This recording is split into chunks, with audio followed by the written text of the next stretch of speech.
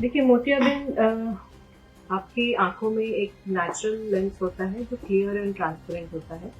उसको crystalline lens कहते हैं। उसके रेशे, उसके फाइबर्स जब ओपेक हो जाते हैं, मतलब सफ़ेद हो जाते हैं, तो उसे मोतियाबिंद कहते हैं। देखिए रूटीन चेकअप हर एज ग्रुप के लिए ज़रूरी है, चाहे बच्चे हो, मिडिल एज हो।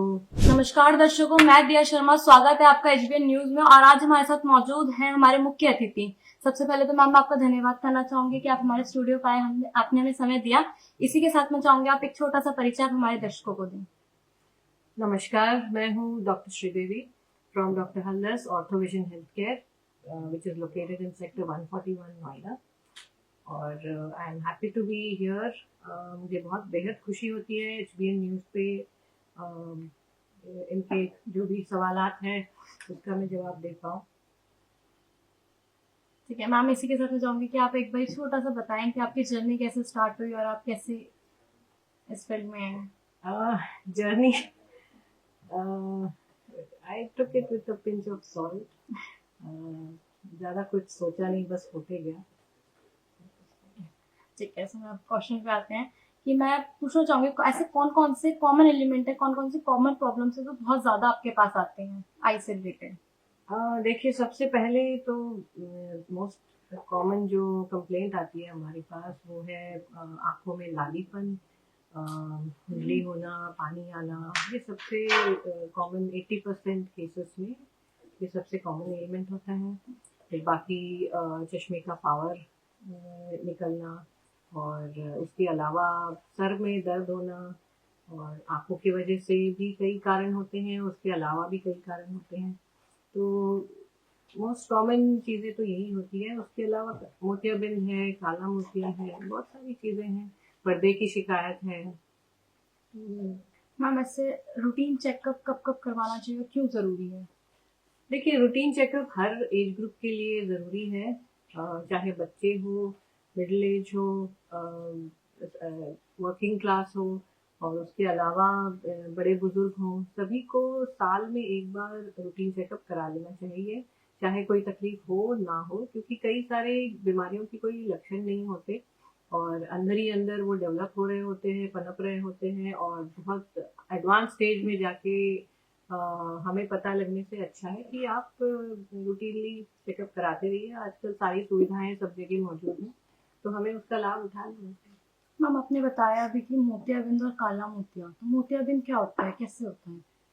देखिए मोतियाबिंद आपकी आंखों में एक नेचुरल लेंस होता है जो क्लियर एंड ट्रांसपेरेंट होता है। उसको क्रिस्टलाइन लेंस कहते हैं। उसके रेशे, उसके फाइबर्स जब ओपेक हो जाते हैं, मतलब सफ़ेद हो जाते हैं, तो उसे मोतियाबिंद कहते हैं। और मोस्ट कॉमन कॉज जो होता है, इसका कारण जो होता है वो है एजिंग, यानी कि बढ़ती उम्र के साथ ये रेशे फाइबर्स जो है वो आपके सफ़ेद पड़ने लगते हैं। जैसे बाल पकने वाला हिसाब है वैसे ही होता है। और काला मोतिया कैसे होता है? काला मोतिया आंखों की जो नस होती है, जो ऑप्टिक नर्व होती है, वो धीरे धीरे कमजोर होने लगती है। उसी को हम काला मोतिया या ग्लोकोमा कहते हैं। ये बहुत इम्पोर्टेंट है, जानना जरूरी, क्योंकि इसके कोई लक्षण नहीं होते। ये एक साइलेंट डिजीज है। ये जब 50% 60% डैमेज होता है, उसके कोई लक्षण नहीं होते, आपको लगेगा सब कुछ नॉर्मल है, लेकिन अंदर ही अंदर ये बीमारी आपकी आगे बढ़ रही है। और इसीलिए मैंने कहा कि रूटीन आई चेकअप बहुत ज़रूरी है। इनफैक्ट हम सभी ऑफ्थल्मोलॉजिस्ट मार्च 9 से लेके 12 मार्च तक ग्लोकोमा अवेयरनेस वीक सेलिब्रेट करते हैं, ताकि हम ज़्यादा से ज़्यादा पॉपुलेशन स्क्रीन कर पाए, इस बीमारी को हम डिटेक्ट कर पाए, ताकि ये आगे ना बढ़े। तो मैम जो ये भी आप अवेयरनेस प्रोग्राम करो, फ्री ऑफ कॉस्ट? ये फ्री ऑफ कॉस्ट रहेगा बिल्कुल, क्योंकि इसमें ये एक अवेयरनेस प्रोग्राम है, क्योंकि ये पेशेंट के लिए भी जानना ज़रूरी है, हमारे लिए भी जानना ज़रूरी है। पेशेंट तो खुद जान नहीं पाएगा, अपनी आंखों का चेकअप नहीं कर पाएंगे, तो उनको एक बार आके अपने लोकल ऑप्थल्मोलॉजिस्ट के पास जाके चेकअप करा लेना चाहिए। और क्योंकि ये फ्री ऑफ कॉस्ट स्क्रीनिंग है, तो उसमें कोई हर्ज नहीं है कि आप कोई भी ऐसी बीमारी हो तो उसका पहले ही पता लगे। और मैम जैसे आजकल सर्जरी हो रही है, चश्मा लोग नहीं लगाना चाहते, सर्जरी करवा लेते हैं, तो वो? हाँ बिल्कुल ठीक है, चश्मा हटाने वाली सर्जरी कराना चाहते हैं, अच्छी बात है। और इसमें हम सारा कुछ जान के मतलब समझ के ही ऑपरेशन कराते हैं। ज़रूरी नहीं 100% सभी का हम चश्मा हटा दें। जिस किसी की पुतली कमज़ोर हो या पर्दा कमज़ोर हो उनमें तो हम नहीं करते। कुछ एक सर्टेन पावर लिमिट तक करते हैं, जैसे -7 हो गया, -8 हो गया, और इस लिमिट तक हम ये चश्मा हटाने वाली सर्जरी बिल्कुल कर सकते हैं। और अभी बहुत ही एडवांस टेक्नोलॉजीज आ गई हैं, फ्लैपलेस प्रोसीजर्स हो रहे हैं, ब्लेड फ्री प्रोसीजर्स हो रहे हैं, तो वो लेटेस्ट और सेफेस्ट टेक्नोलॉजीज हैं। अच्छा, जैसे आजकल लोग कॉन्टैक्ट लेंस लगा लेते हैं, तो उससे भी आईज हार्म होती है, उससे नहीं, प्रॉब्लम? कॉन्टैक्ट लेंस देखिए, कॉन्टैक्ट लेंस लगाना अच्छी बात है, लेकिन साथ में आपको ये भी याद रखना है कि हाइजीन भी बहुत इम्पोर्टेंट है। उसको लगाने का, उतारने का तरीका, उसकी केयर करने का तरीका, ये सब आपको फॉलो करना है, क्योंकि इन्फेक्शन होने के चांसेस रहते हैं हमेशा। तो आपको वो पूरा केयर करके ही आपको कराना चाहिए। और मैम, इसी के साथ मैं आपसे लास्ट क्वेश्चन करूंगी, जिससे आजकल हम बहुत देखते हैं, बहुत सुनते भी हैं, ऐसे कौन कौन से पहले हमें वो सिम्टम्स दिख जाते हैं कि हमें डॉक्टर के पास जाना चाहिए?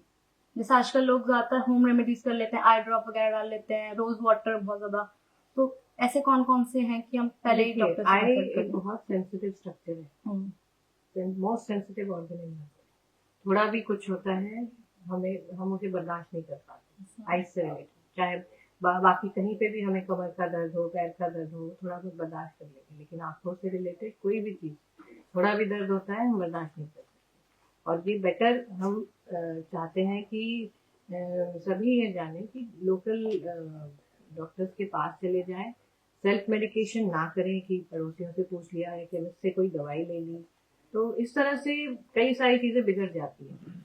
Over the counter steroid eye drops दी जाती हैं जो ज़्यादा नुकसान करती है।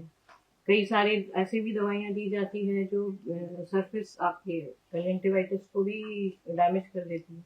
कई सारे केसेस ऐसे आए हैं, तो इसलिए एक प्रोफेशनल हेल्प लेना ज़रूरी है। डॉक्टर के पास जाके ही आप दिखा के ही फिर दवाई डालें। इसी के साथ मैम मैं चाहूंगी कि आप हमारे दर्शकों को एक छोटा सा अवेयरनेस मैसेज दें कि वो किस तरीके से अपनी आईज को बहुत ज्यादा हाइजीन रख सकते हैं और प्रॉब्लम ना हो किसी भी तरीके से।